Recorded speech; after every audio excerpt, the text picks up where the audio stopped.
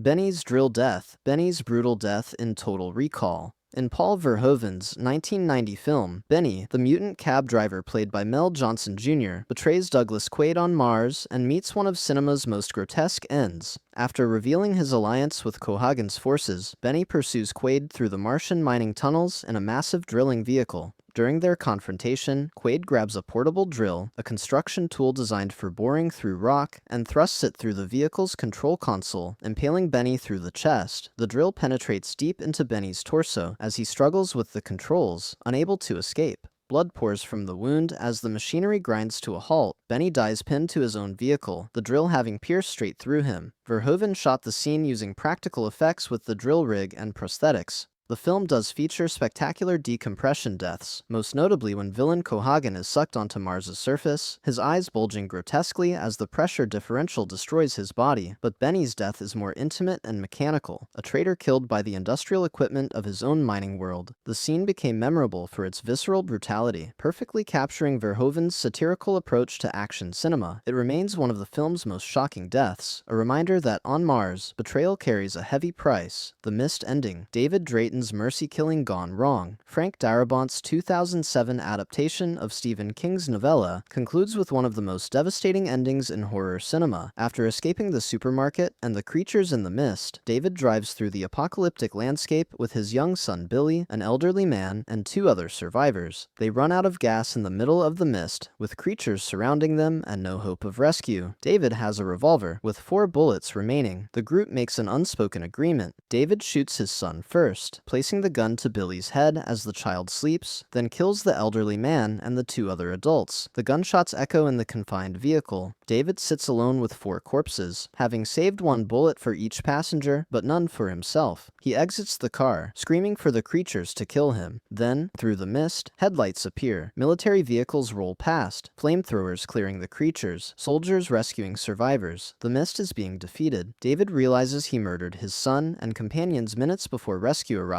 Thomas Jane's performance shows complete psychological destruction, his screams communicating a guilt that will never heal. The ending was Darabont's invention, darker than King's ambiguous novella conclusion. King himself said he wished he had written it. The brutality isn't the violence, but the timing, the ultimate cosmic cruelty of hope, arriving seconds too late to matter. Doom. Saw, the first-person chainsaw sequence in Doom, Andrei Bartkowiak's 2005 video game adaptation, includes a 5-minute first-person sequence that recreates the game's perspective. Carl Urban's character Reaper enters a dark corridor, and the camera shifts to his point of view, showing his hands gripping weapons exactly as players would see in the game. He encounters various mutated creatures, shooting them with the BFG and other weapons from the game franchise. The sequence culminates when Reaper picks up a chainsaw and faces a Pinky Demon, a creature with cybernetic legs. The chainsaw revs, and Reaper plunges it directly into the demon's body, the camera maintaining first-person view as blood sprays across the lens. The practical effects team used actual chainsaw props with retractable blades and pressurized blood systems. The POV perspective makes the violence more visceral because viewers experience it from the killer's position, not as observers. The sequence divided critics, with some calling it a gimmick and others praising it as the film's only successful video game translation. The chainsaw kill specifically honors the game series' most iconic close combat weapon, a tool that turns every encounter into intimate brutality. The first-person perspective reminds viewers that in the Doom universe, survival means getting close enough to tear demons apart with industrial equipment, and the camera makes you complicit in every death. Dread Slow-Mo. The Three Dealers 200-story fall under slow-mo in Dread. Pete Travis's 2012 adaptation introduces slow-mo, a drug that makes users perceive time at 1% normal speed, turning seconds into subjective minutes.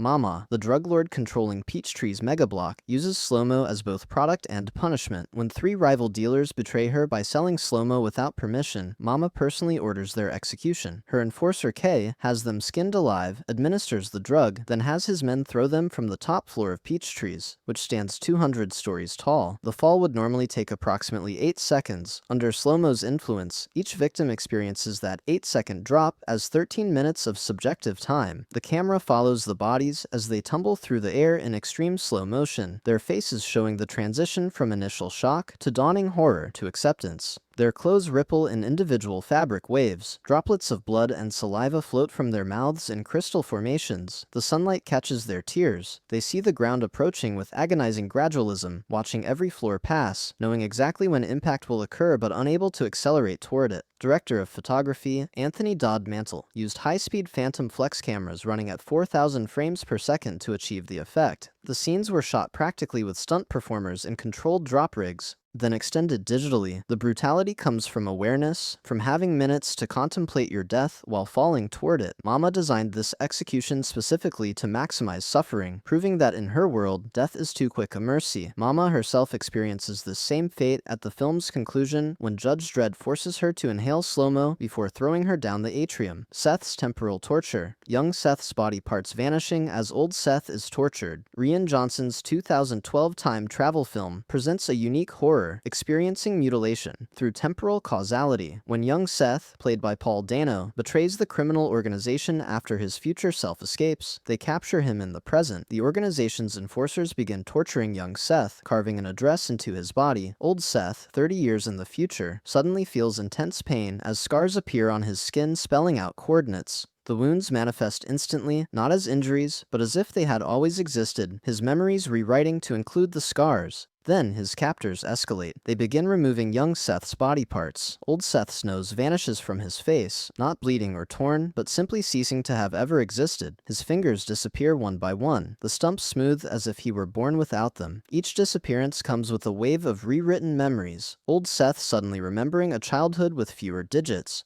The makeup effects team created seamless digital removal of Paul Dano's features, making the disappearances feel clinical and absolute. Old Seth stumbles through the city, his body systematically editing itself, until he reaches the coordinates carved into his arm, where young Seth is being dismembered in real time. The scene explores time paradox as body horror, the idea that changes to your past can literally unmake your present form. The brutality is existential, your body revealing itself as temporary and conditional, subject to revision by past torturers working on your younger self. Bear attack. Shepard's death by the mutated bear in Annihilation. Alex Garland's 2018 film creates one of the most psychologically disturbing death scenes in recent sci-fi. Inside the Shimmer, where DNA refracts and recombines, the expedition team encounters a creature that resembles a bear but walks on partially humanoid limbs. The bear has absorbed features from previous victims, including a human skull fused partially into its face, creating a grotesque hybrid visage. It attacks at night while the team shelters in an abandoned building. The creature mauls Shepard, played by Tuva Novotny, dragging her away from the group. The other survivors tie themselves to chairs, believing the bear responds to movement. Then they hear Shepard screaming for help. The screams continue, but Shepard is already dead, visible in the creature's jaws. The bear has absorbed her death screams and replays them, using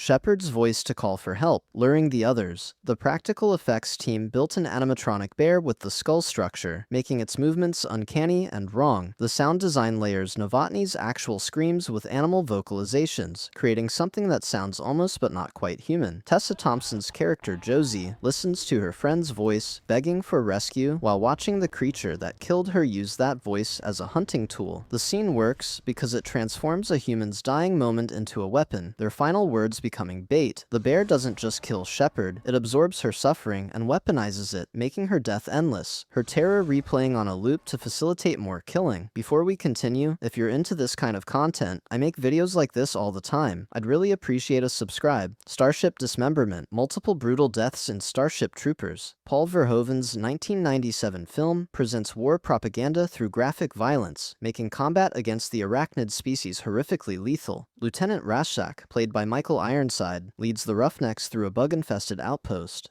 During the retreat, a tanker bug bites off Rasak's legs, leaving him immobilized as the swarm approaches. He orders his student Johnny Rico to mercy kill him, and Rico reluctantly shoots his mentor through the chest rather than let the bugs take him alive. The brain bug scenes show captured soldiers having their skulls punctured by a proboscis that literally sucks out their brains, their faces contorting as their intelligence is extracted. Throughout the film, bugs dismember soldiers with casual efficiency, limbs are severed by mandibles, warriors are impaled through the torso, Dizzy Flores bleeds out from a stab wound, her body pierced by an arachnid, while her squad can only provide morphine and watch her die. The practical effects team used extensive prosthetics and puppetry, with real actors positioned in rigs that allowed giant bug props to tear through dummy body sections that match seamlessly. Verhoeven intended the violence to satirize fascist military propaganda, showing the human cost of endless war. The film presents death as mundane and constant, soldiers dying not heroically, but randomly, their bodies breaking under overwhelming force. The mobile infantry recruitment ads promise citizenship and glory, but the reality is watching your friends torn apart by creatures that don't care about human concepts of honor or meaning. The dismemberment becomes routine, just another casualty report, which is perhaps the most brutal aspect of all. Prawn justice. Kubus Venter torn apart and eaten in District 9. Neil Blomkamp's 2009 film climaxes with poetic justice delivered through alien fury. Kubus Venter, played by David James, leads the mercenary team hunting the film's protagonist, Wikus. Venter embodies human cruelty, torturing aliens and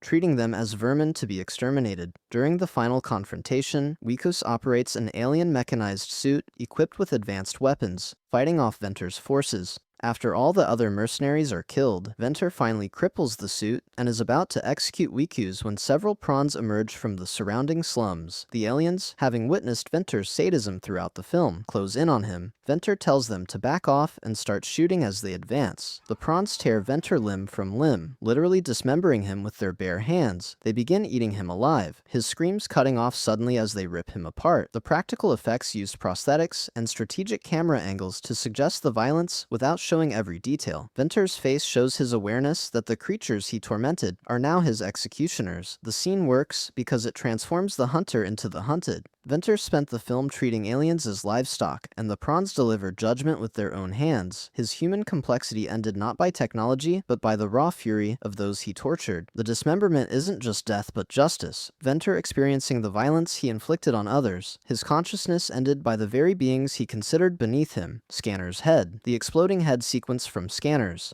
David Cronenberg's 1981 film features one of practical effects cinema's most iconic moments. During a concept demonstration, a volunteer scanner attempts to read another man's thoughts. The subject is secretly Daryl Revok, played by Michael Ironside, the most powerful scanner alive. Instead of allowing his mind to be read, Revok counterattacks, using his telepathic abilities to assault the volunteer's brain. The camera focuses on the volunteer's face as his expression shifts from concentration to confusion to agony. His eyes widen, blood begins streaming from his nose, his head trembles and bulges, the skin stretching as internal pressure builds. Then his skull explodes, showering the demonstration room with brain matter and bone fragments. Special effects artist Gary Zeller created the effect using a prosthetic head filled with leftover food scraps from the crew's lunch, including vegetables and meat mixed with fake blood. They placed the head behind a table and fired a shotgun loaded with fake blood into the back of it from behind, creating the explosive burst captured on camera. The effect was achieved in a single take, because rebuilding the setup would have been prohibitively expensive. Cronenberg wanted the explosion to be shocking and visceral, proving that scanner abilities could be lethally deployed. The head explosion became Cronenberg's most referenced image, appearing in countless parodies and homages. It established that telepathic power in the scanner's universe isn't gentle mind reading, but weaponized consciousness, capable of turning a human brain into a bomb. The volunteer dies without comprehending what's happening, his last moments consumed by pressure, building inside his skull until the container fails catastrophically. Event Horizon. Hell, Dr. Weir's self-mutilation, and crew deaths in Event Horizon. Paul W.S. Anderson's 1997 film shows what happens when a spacecraft travels to a dimension of pure chaos. The Event Horizon's experimental gravity drive folded space, but instead of shortcut through normal space, the ship entered a realm the crew describes as hell. When the rescue team boards the derelict vessel, they find a video log showing the original crew's final moments. The footage shows crew members spontaneously turning on each other in an orgy of violence, raping and murdering their colleagues with no apparent motivation beyond inflicting suffering. The dimension they visited infected them with something that made torture not just acceptable, but desirable. Dr. Weir, played by Sam Neill, becomes possessed by whatever entity or force controls the Event Horizon. He gouges out his own eyes with his bare hands, blood streaming down his face as he laughs. The practical effects show Neill's face covered in prosthetics with empty sockets, having removed the organs without anesthetic or hesitation. Other crew members are shown in the Hell Dimension visions, impaled on hooks, flesh torn open, experiencing eternal torment. The ship's medical bay contains evidence of surgeries performed without anesthesia, crew members operating on each other while conscious. Anderson intended the film to show cosmic horror in the Lovecraftian sense, that some places in the universe drive humans insane merely by existing. The brutality comes from willing participation. That exposure to the hell dimension makes victims enthusiastically mutilate themselves and others. Death becomes preferable to continued existence under the dimension's influence, but the film suggests death offers no escape, that consciousness continues in that realm of suffering. The event horizon doesn't just kill its crew, it corrupts them, making them agents of their own destruction and eager participants in others' torment. STEM's first kill. Gray traces STEM-controlled killing in Upgrade. Leigh Whannell's 2018 film presents murder as surgical procedure. Gray Trace, paralyzed after an attack, receives an experimental AI chip called STEM that restores his movement. When Gray hunts his wife's killers, he allows STEM to take full control of his body. The AI fights with inhuman precision, analyzing opponents' movements and calculating optimal kill trajectories. During a confrontation with Cirque, one of the murderers and brother to the gang's leader, STEM identifies the most efficient kill method. Gray's hand, no longer under his conscious control, grabs a kitchen knife. STEM moves Gray's body with motions no human could execute, dodging attacks through minute adjustments that anticipate the enemy's paths. Then, STEM puts the blade of the knife sideways in Cirque's mouth and kicks his back, pushing his head forward and driving the knife through the soft palate, slicing his jaw open from the inside. The camera follows the blade's brutal path in clinical detail, showing the weapon splitting tissue and bone. Gray watches himself kill, but doesn't control the action, his face showing horror while his body performs murder with mechanical efficiency. The practical effects used a retractable blade and prosthetic effects, with enhancement to show the internal damage. Logan Marshall Green's performance conveys the disconnect between Gray's moral revulsion and STEM's amoral calculation. The kill is brutally efficient, designed to end life with minimum effort and maximum certainty. STEM doesn't torture or prolong death, it simply identifies the most direct path to neural termination and executes that path with machine precision. The scene's horror comes from competence, from watching a human body perform killing with AI-optimized technique, reducing murder to an engineering problem solved with cold perfection. If you liked what you saw, consider subscribing so you never miss new content. Thanks for watching.